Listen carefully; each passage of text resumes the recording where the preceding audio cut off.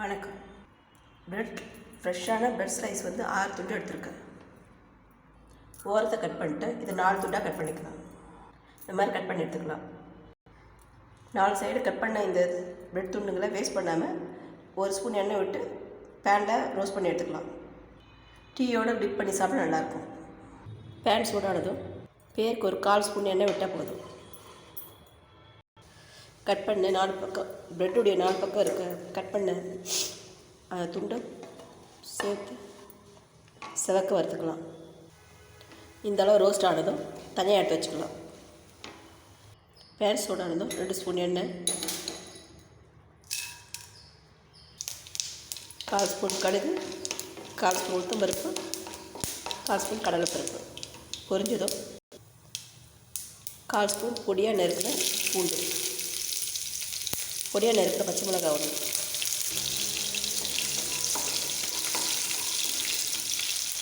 பூண்டு நல்லா வதங்கினதும் பொடியாக நறுக்கிற வெங்காயம் ஒன்று, வெங்காயம் இல்லை கண்ணாடி பதத்துக்கு இந்த அளவு வதங்கினதும் பொடியாக நறுக்கிற பாதி அளவு தக்காளி,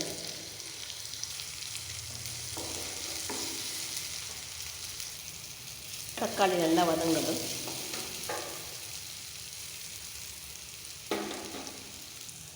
1/4 ஸ்பூன் மஞ்சள் பொடி, 1/4 ஸ்பூன் சிகப்பு மிளகாய் பொடி, 1/4 ஸ்பூன் தனியா பொடி, கொஞ்சமாக உப்பு, 1/4 ஸ்பூன் கரம் மசாலா சேர்த்து பச்சை வாசம் போக 2 நிமிஷம் வதக்கலாம்.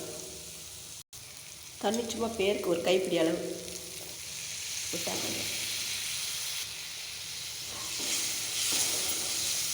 நல்லா மிக்ஸ் பண்ணி வரணும். தண்ணி நல்லா ட்ரை ஆகணும். நறுக்கின பிரெட் துண்டுக்கு சேர்க்கணும்.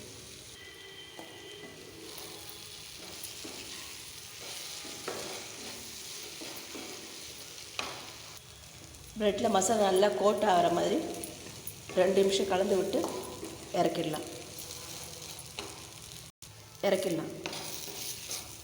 மார்னிங் பிரேக்ஃபாஸ்ட்டுக்கும் சாப்பிட்லாம், ஈவினிங் ஸ்நாக்காகவும் சேர்த்து சாப்பிட்லாம். குழந்தைங்களுக்கு பெரியவங்களுக்கு எல்லோரும் விரும்பி சாப்பிடுவாங்க.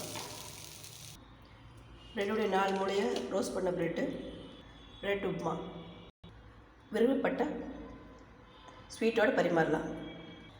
ப்ரெட்டே பிடிக்காதவங்க கூட இந்த ரெசிபியை விரும்பி சாப்பிடுவாங்க.